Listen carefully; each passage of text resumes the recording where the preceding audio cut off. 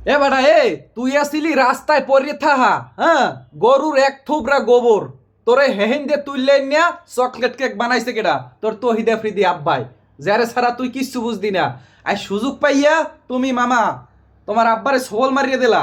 হালার অকৃতজ্ঞ জাত। আগে কইছি না যে দাদু বাংলাদেশের সব শালার হচ্ছে অকৃতজ্ঞ জাত।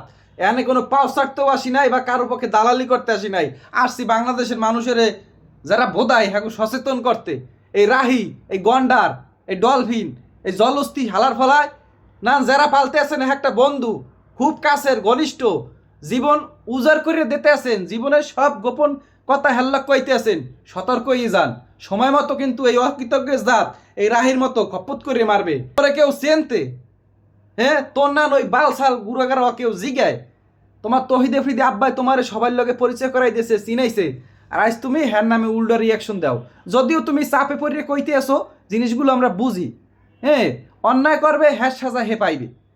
কিন্তু দাদু তোমারই দিয়া আমরা আবারও আর এক ফির বুঝলাম যে আমরা জাতি হিসাবে অকৃতজ্ঞ জাত। আমরা কারো ভালো চাইতে পারি না।